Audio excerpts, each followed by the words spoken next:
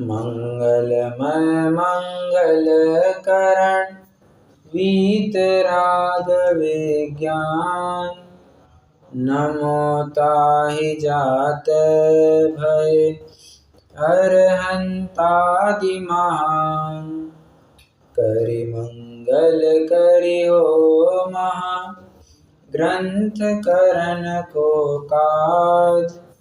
जात मिलै समाज सब पावे निज पद राज।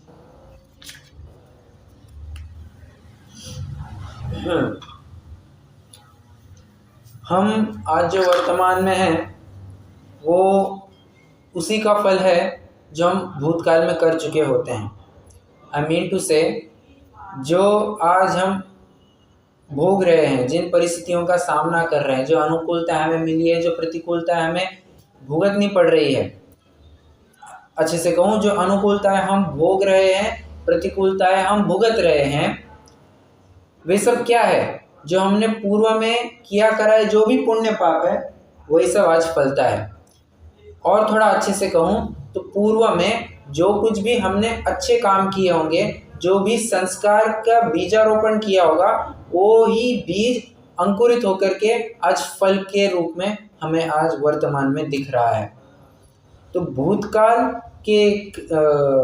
भूतकाल की क्रियाएं हमारे वर्तमान को निश्चित करती हैं और आगे कैसे जाएंगे ये हमारा वर्तमान डिसाइड करेगा। जाहिर सी बात है, क्यों? भविष्य में जाकर के आज का वर्तमान भूतकाल बन जाएगा। ठीक है, तो सेम कंसेप्ट लागू होता ही जाएगा।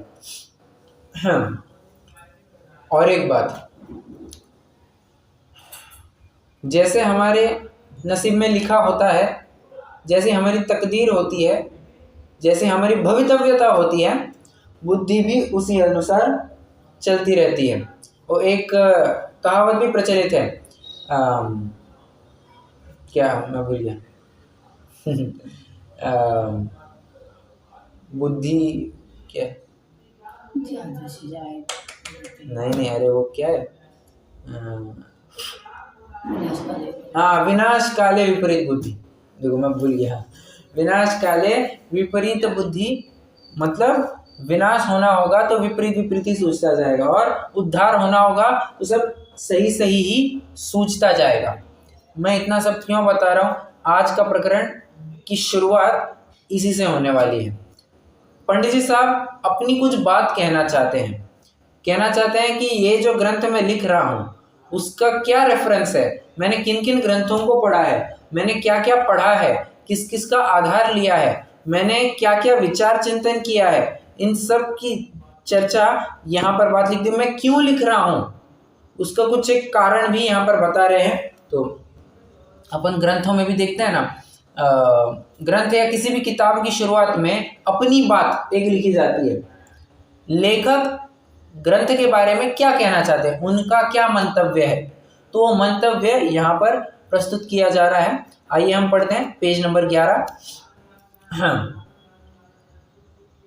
अपनी बात, हमने इस काल में यहाँ अब मनुष्य पर्याय प्राप्त की है। इसमें हम अच्छा, इस काल में मतलब क्या?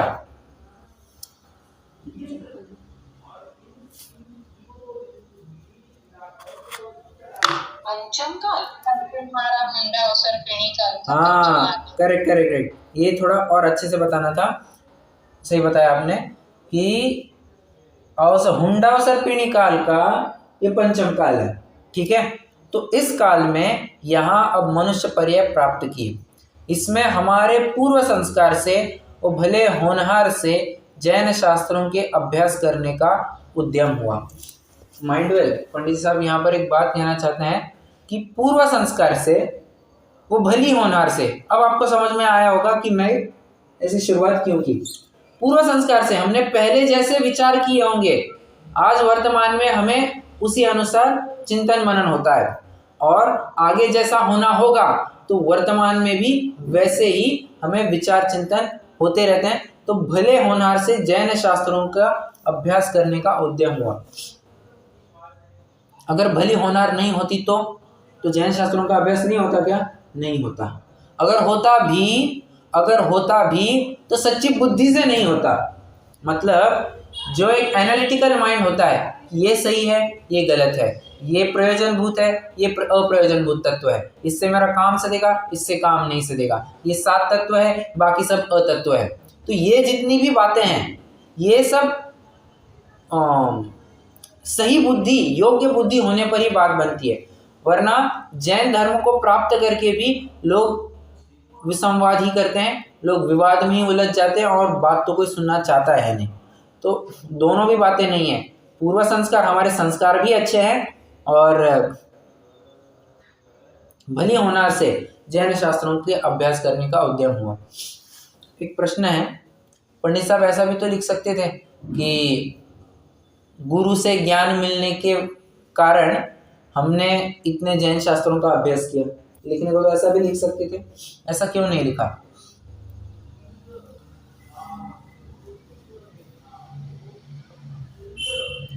क्योंकि उन्हें कोई गुरु मिला ही नहीं था, उनको जो भी सब समझ में आया वो सब ये निमाणी से ही आया था। बराबर।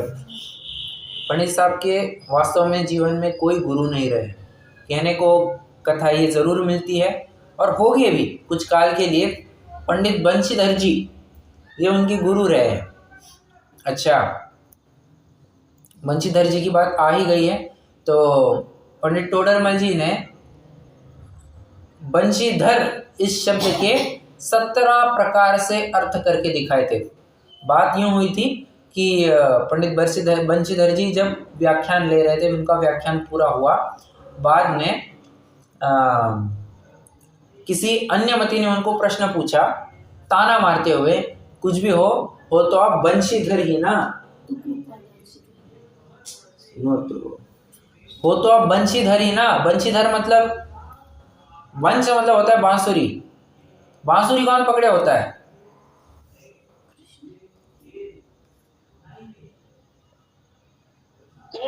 बराबर। तो कृष्ण की जो लोक में प्रतिमाएं बनाई जाती है वो बांसुरी के साथ बनाई जाती है। तो बंशीधर हो ना आप, तो कहते हैं हाँ, पंडित टोडरमल जी ने उस समय में 17 प्रकार से बंशीधर के अर्थ करके दिखाए थे। तीन चार अर्थ में आपको बताता हूँ। एक अर्थ, वंश मतलब होता है वंश, तीर्थंकरों के वंश को धारण करने वाले हैं, एक। 2, बंशी, हाँ, बंशी होती है मतलब बांसुरी। अगर जानते हैं बांसुरी में कितने छेद होते हैं?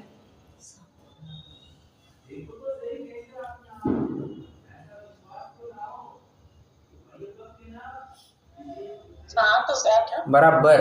बांसुरी में 7 छेद होते हैं। तो 7 छेद, इसका ये किसके परिचायक है? ये सप्तभंग के परिचायक है।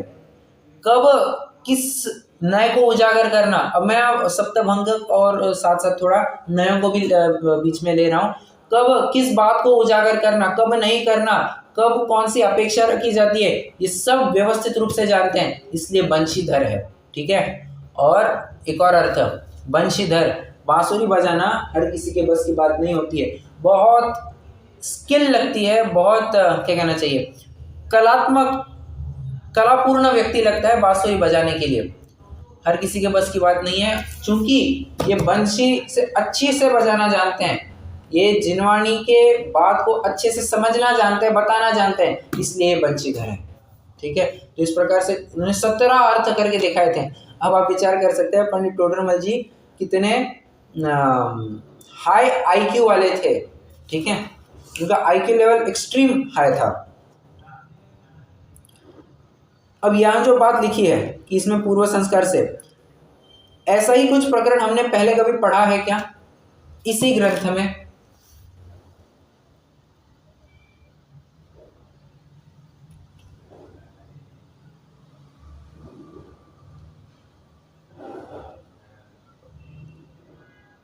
बताइए।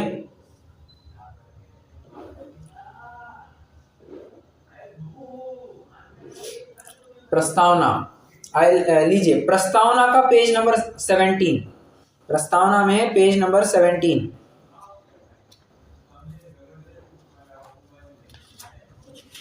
एकदम टॉप पर देखिए, शास्त्र विषय लिख्या नाही और बताने वाला मिल्या नहीं।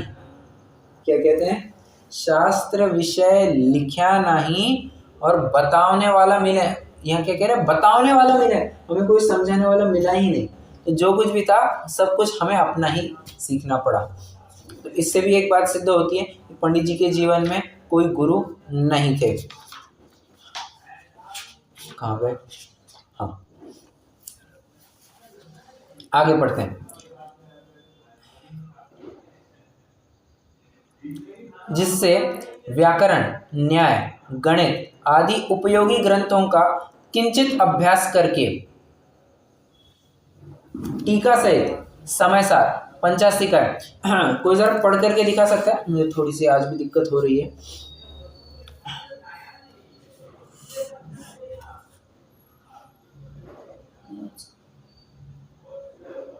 व्याकरण, न्याय, गणित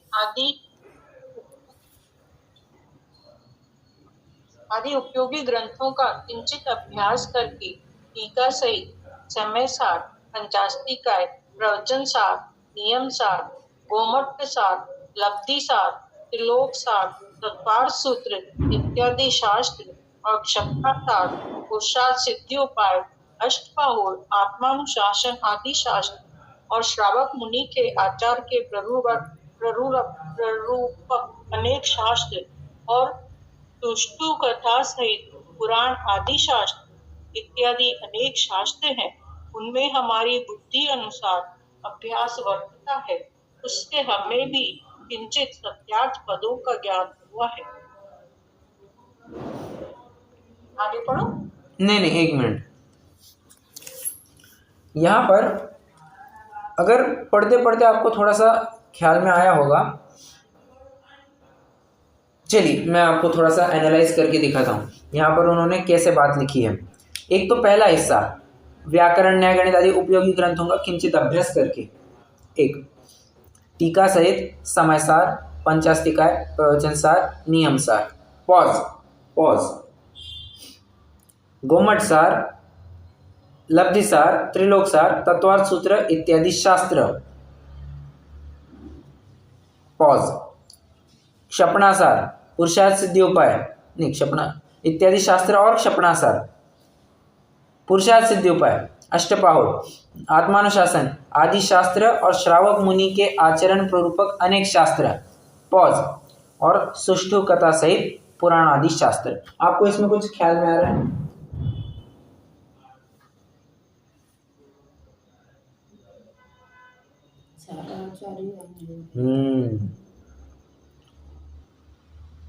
थोड़ा सा विचार कीजिए। मैंने जबरदस्ती से एक जगह पर पॉज करवाया है, तो अब थोड़ा सा उन ग्रंथों में आपस में कुछ रिलेशन है क्या वो भी देखिए, कुछ कॉमन। आध्यात्मिक के शास्त्र, चरणानुयोग के शास्त्र, चरणानुयोग के ऐसे। हाँ, बहुत बढ़िया। यहाँ पर चारों अनुयोगों के शास्त्र बताए हैं।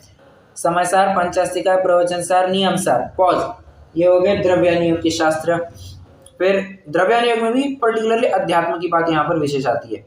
फिर गोमट सार, लब्धि सार, त्रिलोक सार, तत्वार्थ सूत्र आदि और क्षपणा सार, ये क्या हो गया? ये करणानुयोग की बात हो गए। फिर पुरुषार्थ सिद्धि उपाय, श्रावक मुनि के आचरण प्ररूपक शास्त्र, ये क्या हो गए? ये चरणानुयोग वाले हो गए। और सुष्ठु कथा सहित पुराणादि शास्त्र, मतलब यहाँ पर प्रथमानुयोग की भी बात है। मतलब कहना चाहते हैं कि मैं जो ये ग्रंथ लिख रहा हूँ, यहाँ पर केवल एक ही ग्रंथ का अध्ययन किया है या उसी के ऊपर कुछ विशेष बात कहना चाह रहा हूँ? Absolutely no, absolutely no. कहते हैं मैंने चारों अनुयोगों के कुछ ग्रंथों का अध्ययन, मैं उन्हीं के शब्दों की बात कर रहा हूँ, शब्दों में बात कर रहा हूँ, उनके कुछ ग्रंथों का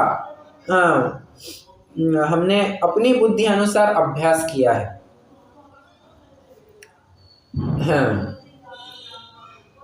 इसीलिए ये ग्रंथ अपने आप में अपूर्ण होते हुए भी पूर्ण कहा जाता है। क्यों? चारों अनुयोगों का निचोड़ यहाँ पर आपको मिल जाएगा और बहुत मोनोटोनस बिल्कुल भी नहीं लगेगा। हर प्रश्न के साथ आपको नई विवक्षा, नया सोचने का तरीका, कुछ नया गेय, नया प्रमेय, नया कंटेंट मिलता जाएगा हर प्रश्न के साथ साथ, हर प्रकरण के साथ साथ। इसलिए पंडित जी साहब के पास ये लेखन शैली, ये वक्तृत्व शैली भी बहुत बढ़िया थी। नो डाउट वे विद्वान तो थे ही, परंतु ये बाकी के क्वालिटीज़ भी उनके लिए बहुत अच्छी रही। हाँ, वैसे प्रश्न है मेरा, तत्वार्थ सूत्र यह किसका ग्रंथ है? द्रव्यानुयोग का या करणानुयोग का या चरणानुयोग का?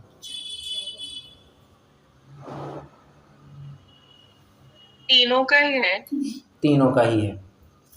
एक प्रश्न है मेरा, और तत्वार्थ सूत्र में किसका जिक्र किया गया है? अब बताओ। तत्वों का। 7 तत्वों का। अब बताइए ये कौन से अनुयोग का ग्रंथ होना चाहिए? करणानुयोग का। नो, हो क्या हो गया? रत्ना श्रावकाचार्य पढ़ के आए हैं सभी? द्रव्यानुयोग। हाँ बराबर। आचार्य समंतपत्र की परिभाषा बिल्कुल भी भूलना नहीं। जीवा जीवसु तत्वे पुण्या पुण्ये च बंध मोक्षौ च द्रव्यानुयोग दीप श्रुत विद्या लोक मातनुते। द्रव्यानुयोग की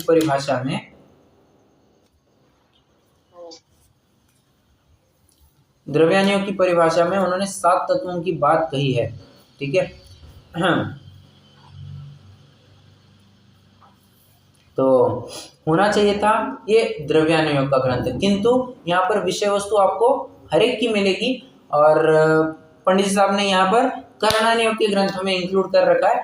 ठीक है, उससे कोई फर्क नहीं पड़ता है, क्योंकि हम जानते हैं कि ये किसी भी अनुयोग में जा सकते हैं, तो किसी भी अनुयोग की कैटेगरी में रखें, हमको उससे कुछ फर्क नहीं पड़ता है। मुख्य बात क्या कहना चाहते हैं पंडित जी साहब, कि हमने चारों अनुयोगों का ग्रंथ पढ़े हैं, और उसी के आधार से मैं ये ग्रंथ लिखने जा रहा हूँ। मतलब सर्वांगीण अभ्यास किया है मैंने, फिर जाकर के मैं अपनी कलम चला रहा हूँ। ऐसा नहीं है कि मैंने आधा अधूरा पढ़ा है, फिर मैं अपनी कुछ बात कह रहा हूँ, फिर कुछ गलत हो जाऊंगा। नहीं, पहले उन्होंने पूरा पढ़ा है, स्वयं का अध्ययन किया है, स्वयं का अध्ययन होने के बाद में, सर्वांगीण अभ्यास होने के बाद में उन्होंने ग्रंथ लिखना प्रारंभ किया है। आगे इत्यादि अनेक शास्त्र हैं, उनमें हमारे बुद्धि अनुसार अभ्यास वर्तता है। अब देखिए यहाँ पर भी वो थोड़ी सी हिंट मिल रही है। क्या, किसकी हिंट मिल रही है? उनमें हमारे बुद्धि अनुसार अभ्यास वर्तता है, मतलब हमने अपने खुद से ही अभ्यास करके ही। ट्रू, बहुत बढ़िया। ये तो हमने स्वयं से ही समझ करके पूरा किया है, अपनी बुद्धि अनुसार यहाँ पर अभ्यास वर्तता है, उससे हमें भी किंचित सत्यार्थ पदों का ज्ञान हुआ है। अब देखो कितनी बड़ी बात है, कितनी लघुता दिखाते हैं। मतलब क्या कहना चाहिए, इनके हम्बलनेस की बात है। बड़े होकर के भी हम बड़े नहीं हैं, ये दिखाना, ये बहुत बड़ी बात है। किंचित सत्यार्थ पदों का ज्ञान हुआ है। प्रश्न है मेरा, आपने जब जैन सिद्धांत प्रवेशिका के लगभग सिर्फ 1.5 अध्याय ही पढ़ा था, क्या कहा? जैन सिद्धांत प्रवेशिका के अपन ने लगभग सिर्फ 1.5 अध्याय पढ़े थे। प्रश्न है मेरा, आपको कितना कुछ नया कंटेंट मिला था?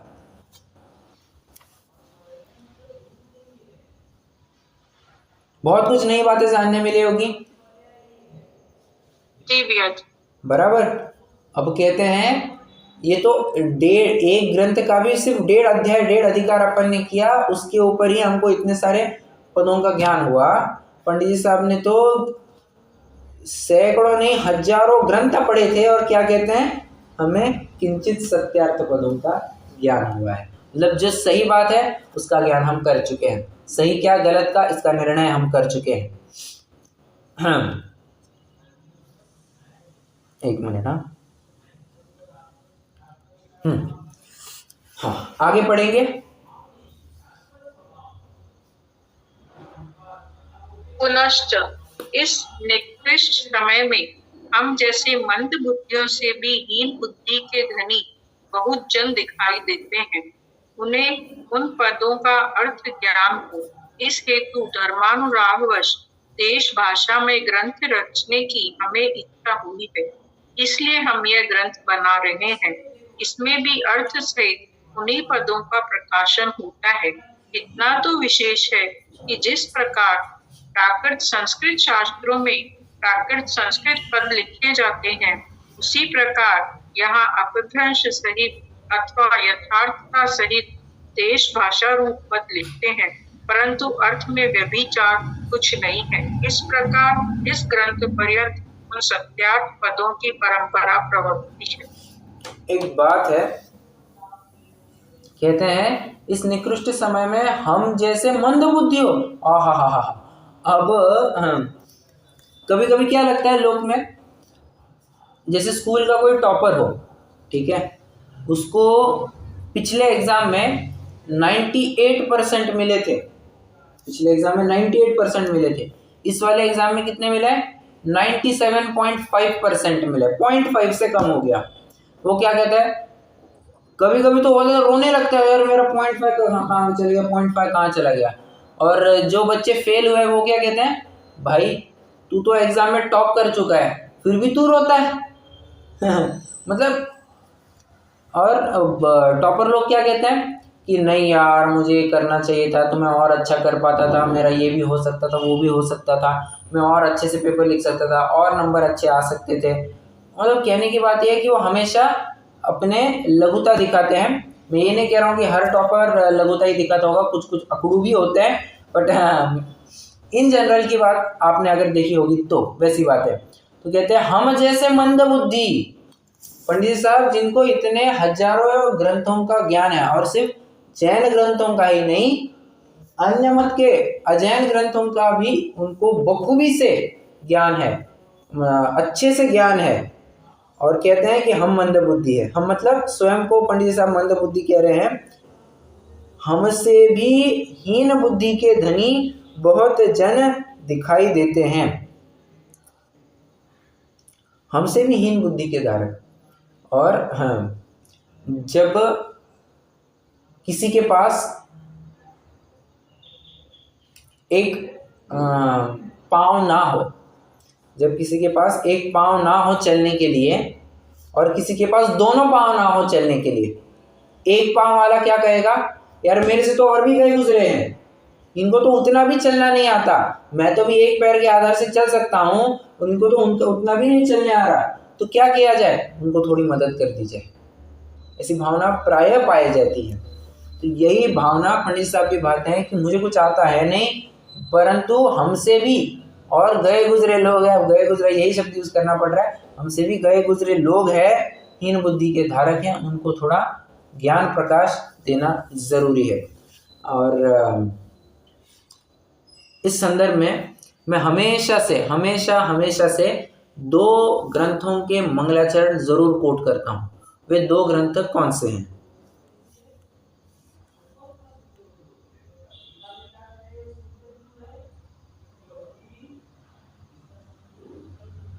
बताइए। 6 डालना? नहीं,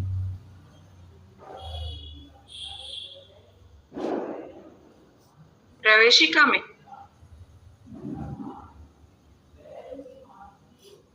राइट। और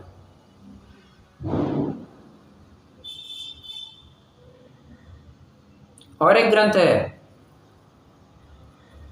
जिसका जिक्र मैं हर बार करता हूं,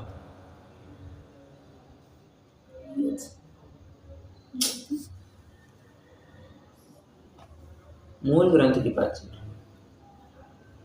एक तो उत्तर आ गया कि क्या कहते हैं अपना जैन सिद्धांत प्रवेशिका में ऐसी बात आई है कि हमसे भी अल्प बुद्धि के धारक जीव है, उनके लिए हम ग्रंथ की रचना करते हैं। और एक ग्रंथ है आचार्य माणिक्य नंदी का परीक्षा मुख सूत्र। परीक्षा मुख सूत्र में भी हालांकि मंगलाचरण तो है नहीं, परंतु पहले की 2 पंक्तियां कुछ लिख दी है। प्रमाणादर्थ संसिद्धेस तदा भाषाद विपर्यय इति वक्षेतयोर्लक्ष्मा सिद्धमल्पम लघीयस। क्या कहते हैं? सिद्धमल्पम, अल्पम लघीयस। हमसे भी हीन बुद्धि के धारक जीवों को हम मदद करना चाहते हैं, उनको भी कुछ ज्ञान देना चाहते हैं। और जैन सिद्धांत प्रवेशिका की बात बताना, कोई भी मुझे जैन सिद्धांत प्रवेशिका की मंगलाचरण को सुना है अच्छे से।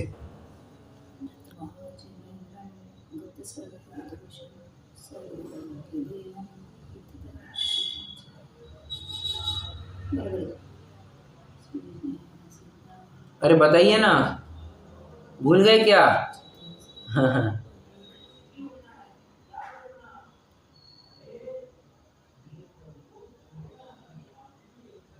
अरे मैं क्या कहना चाहता हूँ समझ में आ रहा है क्या? हाँ, लेकिन पूरा याद नहीं आ रहा है ना भैया जी। अरे अब याद कौन करेगा फिर?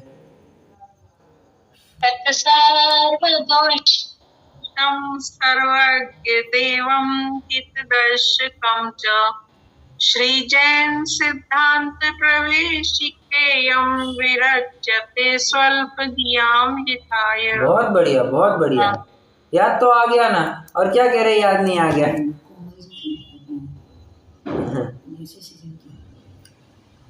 मिलजुल के याद आता है भैया। मिलजुल के याद आता है। ठीक है, ठीक है, तो चलिए याद आ गया, अच्छी बात है। ऐसी मंगलाचरण तो याद होने चाहिए। हाँ, मानता हूँ कभी कभी एक आध दूसरा शब्द छूट जाता है, कुछ हो जाता है, ये कभी कभी मेरे साथ, कभी कभी बहुत बार मेरे साथ भी होता है। परंतु जिन ग्रंथों का अभ्यास हम कर चुके हैं, कम से कम उन ग्रंथों का तो मंगलाचरण हमें याद होना ही चाहिए। ठीक है, वहां पर भी क्या बात आई? विरच्यते स्वल्प धियाम हिताय। अल्प बुद्धि, स्वल्प धी, सु अल्प धी, धी मतलब होता है बुद्धि, अल्प मतलब कम, भली भांति जिनकी बुद्धि कम है, मंद बुद्धि के धारक जीव हैं, उनके लिए हम ग्रंथ की रचना करते हैं। अब मंद बुद्धि के धारक जीव है मतलब क्षेपक्षम कम है, ऐसा बिल्कुल नहीं समझना। ऐसा एक पॉइंट जरूर हो सकता है कि उनका क्षेपक्षम कम है, परंतु अल्प बुद्धि के धारक जीव मतलब जो सही गलत का निर्णय नहीं कर पाते हैं, जिनको सदसद विवेक नहीं है, क्या सही क्या गलत, एवं चेत एवं सत की परिभाषा नहीं जानते हैं, तो उनके लिए ये बात कही गई है। समझ में आ रहा है?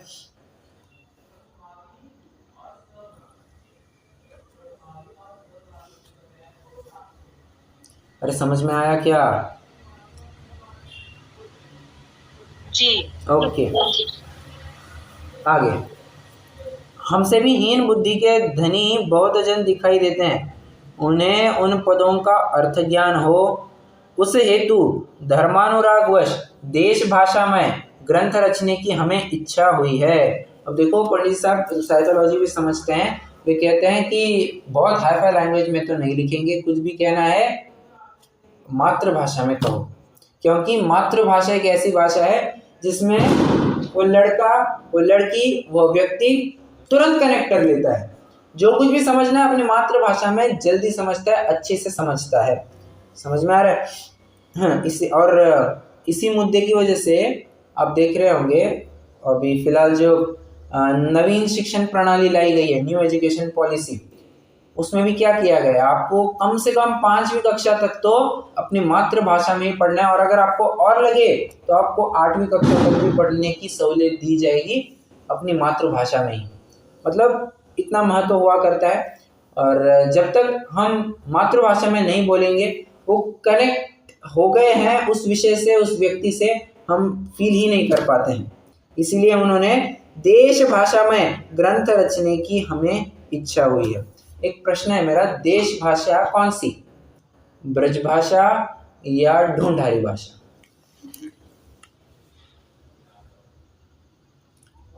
ढूंढारी भाषा। इसमें भी थोड़ी ट्रिक है, हाँ, संभाल करके।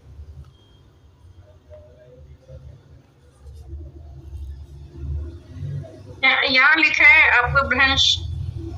नहीं नहीं नहीं नहीं, जानते हैं मोक्ष मार्ग प्रकाशक यह ब्रज भाषा में लिखा गया है, इसका व्याकरण ढूंढारी भाषा का है। समझ में आ रहा है? तो लोग बोलते हैं मोक्ष मार्ग प्रकाशक ढूंढारी भाषा में लिखा गया है। वो क्यों कहते हैं, ये इसका भी कारण समझना। मैंने अभी क्या कहा, ग्रंथ तो ब्रज भाषा में लिखा गया है। ब्रज मतलब कौन? ब्रजमोहन किसे कहते हैं?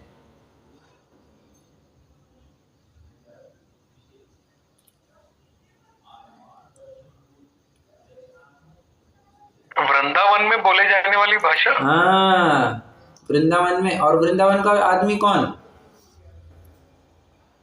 वृंदावन का आदमी कौन? ब्रज भाषा बोलते, ब्रज एरिया कहलाता है वो। हाँ, पर अच्छा, आदमी कृष्णा बोल रहे हैं क्या?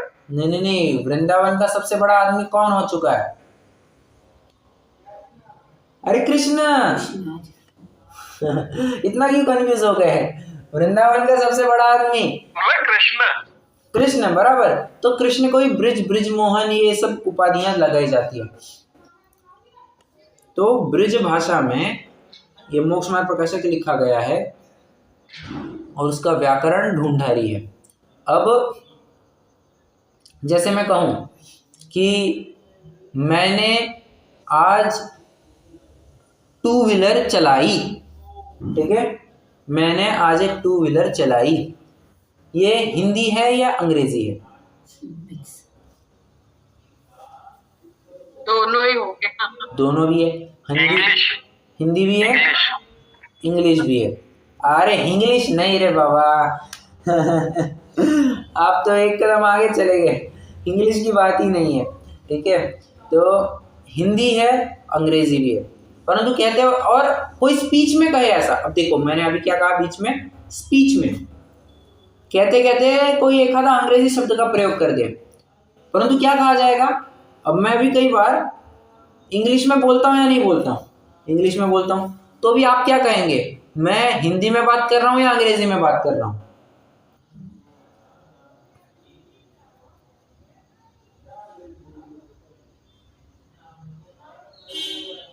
बताइए।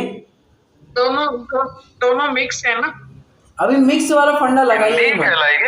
क्या कहा? हिंदी कहलाएगी। हाँ, हिंदी कहलाएगी। हिंदी ही कहलाएगी वो। क्यों?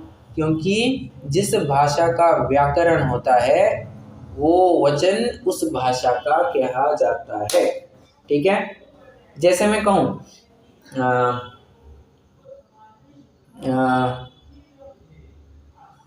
you know whenever I am here I get that घर वाला फीलिंग। घर वाला फीलिंग ये क्या है? घर वाला फीलिंग। अब घर वाला ये हिंदी शब्द है, परंतु व्याकरण किसका है? व्याकरण किसका है?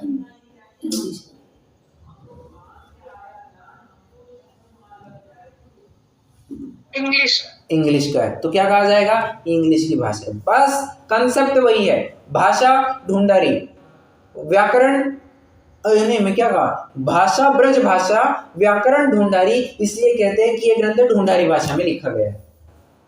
समझ में आ रहा है कंसेप्ट क्या है इसके पीछे? बात को जानना बहुत बहुत जरूरी है, वरना लोग तो इसमें कि मोक्ष मार्ग प्रकाशक जो लिखा है वो ढूंढारी भाषा में है और उसमें जो वर्डिंग्स यूज हुए हैं वो ब्रिज भाषा के हैं, ऐसे आप बोल रहे हैं? यस ट्रू, सही समझा आपने। व्याकरण ढूंढारी भाषा का है और इसमें कुछ शब्द कुछ नहीं, कई सारे शब्द ब्रज भाषा के हैं। कितने जनों को ये नई जानकारी रही है? यहाँ नीचे क्यों लिखा है फिर? उसकी भी बात करता हूं मैं, परंतु आपको ये जानकारी नहीं मिली क्या? हाँ जी, बस हाँ, जब मैंने सुना था मेरे लिए भी नहीं थी कि ये लिखी ब्रज भाषा में है और व्याकरण इसका ढूंढारी है, इसलिए कहते हैं जिसका व्याकरण उसकी भाषा, इसलिए यह ग्रंथ लिखा है ढूंढारी भाषा। आगे मैं शशि जी आपका जो प्रश्न है ना अपभ्रंश का, उसके ऊपर आता हूं मैं 2 ही मिनट। देश भाषा में ग्रंथ रचने की हमें इच्छा हुई है, इसलिए हम यह ग्रंथ बना रहे हैं।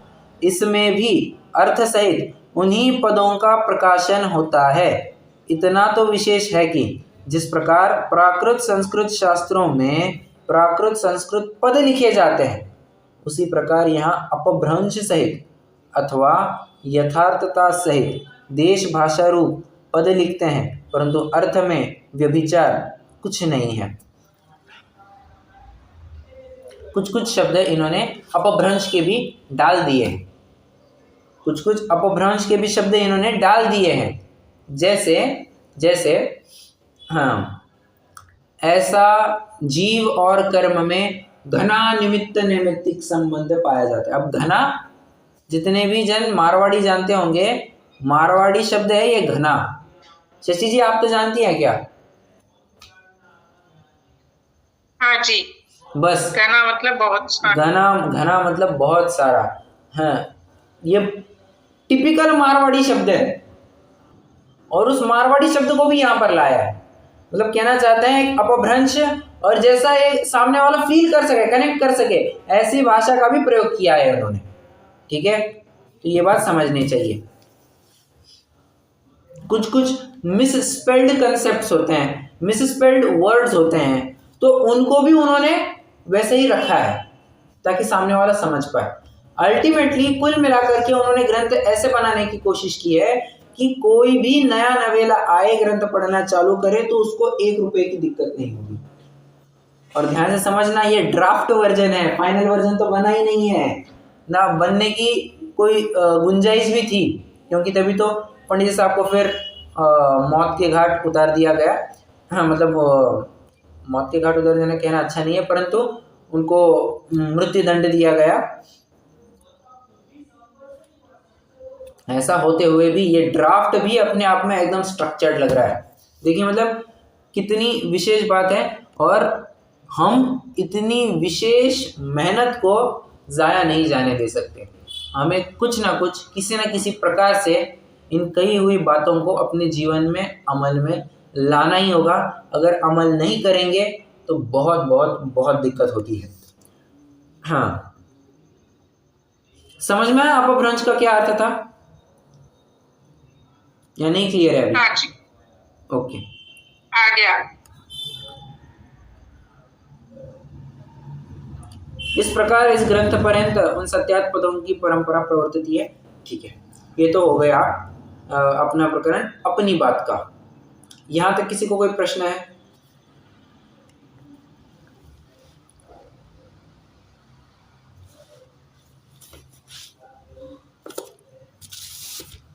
नहीं, चलिए तो फिर अपन एक काम करते हैं, अभी रुक जाते हैं। अपन को एक पेपर भी डिस्कस करना है, तो पेपर भी अभी डिस्कस कर लेंगे। ठीक है,